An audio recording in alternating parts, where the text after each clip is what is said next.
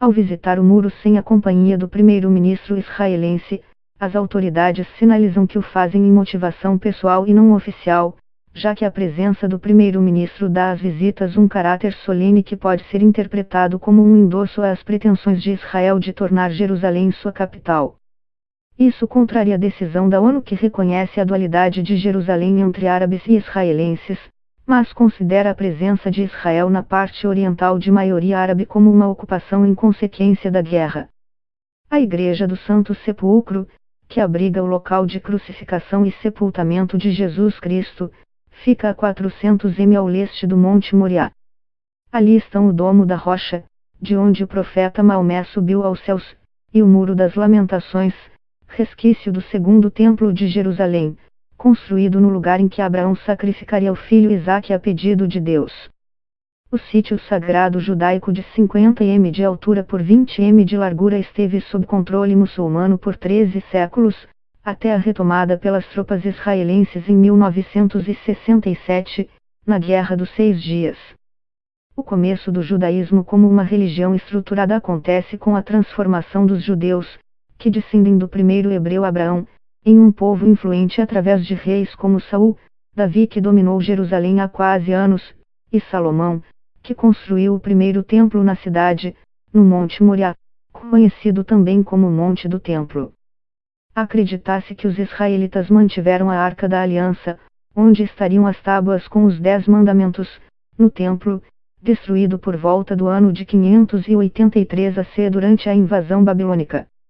Diversos judeus foram expulsos de sua terra à época, e vários foram enviados para a Babilônia, região entre os rios Tigre e Eufrates, atualmente em território iraquiano. Apesar de alguns serem autorizados a retornar para casa, muitos permaneceram no exílio formando aí a primeira diáspora judaica, que significa viver afastado de Israel. Décadas depois, o segundo templo de Jerusalém começaria a ser construído por judeus que voltaram à região, então controlada por Ciro, o Grande, rei da Pérsia. A nova edificação, mais modesta que a anterior, ficaria pronta em 515 a.C. A região mudou de comando diversas vezes, até o domínio de Roma em 63 a.C. Mas 2 décadas depois, em meio a diversos conflitos, Herodes convenceu os romanos de que poderia governar o local, foi nomeado rei dos judeus e, dentre outras coisas, restaurou o templo sagrado de seu povo. Foi o Império Romano que nomeou a região como Palestina e, 7 décadas depois de Cristo, expulsou os judeus de suas terras após lutar contra os movimentos nacionalistas que buscavam independência. O segundo templo viria a ser destruído nesse período. Do conjunto arquitetônico da construção sagrada, sobrou apenas o que hoje é conhecido como Muro Ocidental ou Muro das Lamentações, nome dado por turistas em razão das orações feitas em frente ao local. Além das lembranças históricas que carrega, o muro se tornou o principal local de orações e peregrinações judaicas, e é considerado o mais próximo que eles ficam de Deus. Por ter resistido, a parede se tornou um símbolo de esperança para o povo judeu de que também durarão para sempre. Diversas pessoas costumam escrever preces em pedaços de papéis e colocá-las entre as rachaduras do paredão. Como os judeus acreditam que o muro seja um símbolo da presença divina, muitos creem que Deus de fato lê o que está escrito ali. As mensagens são recolhidas 2 vezes ao ano e queimadas no vizinho Monte das Oliveiras, onde, segundo a Bíblia, Jesus Cristo transmitiu parte de seus ensinamentos. O paredão não fazia parte do templo em si, mas do muro que o cercava. O terceiro templo, segundo alguns judeus, será construído quando o Messias retornar. No início do século XX, o movimento sionista, que buscava criar um Estado para os judeus, ganhou força, principalmente por causa do crescente antissemitismo na Europa, e impulsionou a imigração judaica. O Império Otomano, que comandava a Palestina à época, se desintegrou durante a Primeira Guerra Mundial e, por decisão da Liga das Nações, a futura ONU, a administração da região passou ao Reino Unido. Mas, antes e durante a guerra, os britânicos fizeram várias promessas para os árabes e os judeus que não se cumpririam, entre outras razões, porque eles já tinham dividido o Oriente Médio com a França. Isso provocou um clima de tensão entre árabes e nacionalistas sionistas que acabou em confrontos entre grupos paramilitares judeus e árabes. Após a Segunda Guerra Mundial e depois do Holocausto nazista que matou milhões de judeus, aumentou a pressão pelo estabelecimento de um Estado de Israel. O plano original previa a partilha do território controlado pelos britânicos entre judeus e palestinos. Após a fundação de Israel, em 14 de maio de 1948, seguindo decisão da ONU, a tensão se tornou uma questão regional. No dia seguinte, Egito, Jordânia, Síria e Iraque invadiram o território e deram início à Primeira Guerra Árabe-Israelense, também conhecida pelos judeus como a Guerra de Independência ou de Libertação. Após o conflito, o território originalmente planejado pela Organização das Nações Unidas para um Estado árabe foi reduzido pela metade e quase 750 mil palestinos fugiram para países vizinhos ou foram expulsos pelas tropas israelenses. Em 1967, veio a batalha que mudaria definitivamente o cenário na região, a Guerra dos 6 Dias. Depois da vitória contra uma coalizão árabe, Israel ocupou a faixa de Gaza e a península do Sinai, do Egito, a Cisjordânia, incluindo Jerusalém Oriental, da Jordânia, e as colinas de Golã, da Síria. Os EUA recentemente reconheceram o domínio de Israel sobre este último. Posteriormente, Egito e a Jordânia firmaram acordos de paz com Israel, em 1979 e 1994, respectivamente. Israel e os vizinhos voltaram a se enfrentar em 1973. A Guerra do Yom Kippur colocou Egito e Síria contra Israel numa tentativa de recuperar os territórios ocupados na década anterior, algo que ocorreria para os egípcios em 1979, num acordo de paz. A Jordânia chegaria a algo semelhante nos anos 1990.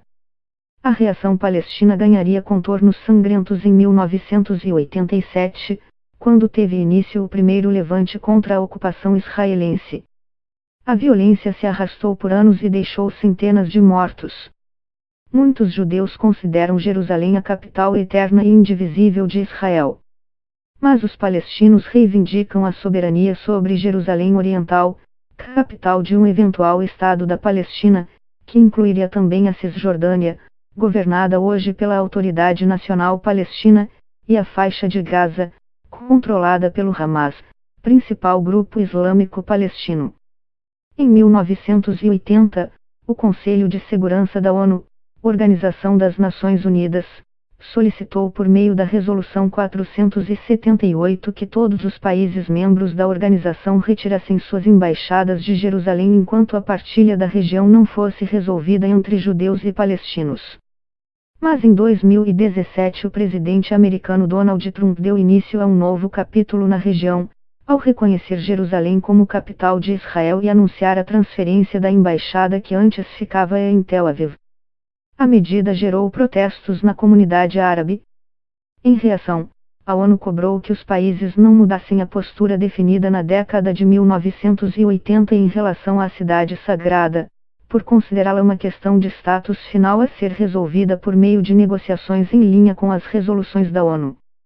Então presidido por Michel Temer, o Brasil se posicionou contra a mudança de status de Jerusalém defendida pelos EUA, seguindo a diplomacia brasileira adotada para a região há décadas que mantém posição equidistante. Segundo Arlene Clemicha, pesquisadora e professora da PUC-SP, o Brasil manteve a amizade tanto das autoridades israelenses quanto dos representantes palestinos.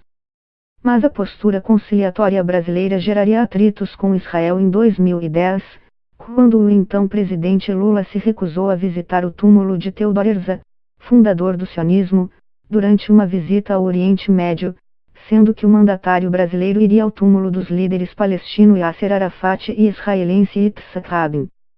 A tradição diplomática brasileira só viria a mudar com a eleição de Jair Bolsonaro no ano passado, quando ele prometeu transferir a embaixada brasileira de Tel Aviv para Jerusalém. A medida agradaria aos governos americano e israelense, os discípulos do escritor Olavo de Carvalho e líderes evangélicos brasileiros.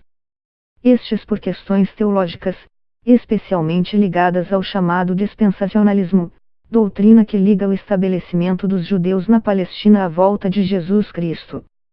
Já como presidente, Bolsonaro decidiu recuar da transferência, muito possivelmente por conta da pressão das alas militar e ruralista de seu governo, que temem um boicote de países árabes e muçulmanos à produção nacional de carne halal, que segue preceitos da lei islâmica e tem um mercado consumidor potencial de 1,8 bilhão de muçulmanos.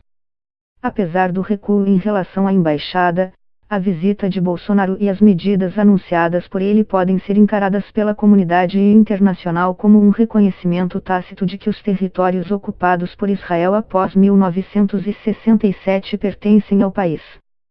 Um dos marcos dessa nova postura pró-Israel será a visita de Bolsonaro ao Muro das Lamentações nesta segunda-feira, acompanhado de Benjamin Netanyahu.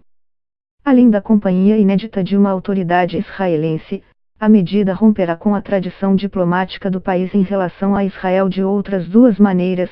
O presidente brasileiro não fez contato com as autoridades palestinas nem passará por locais sagrados para o islamismo, como a mesquita de Al-Aqsa, nas imediações do muro.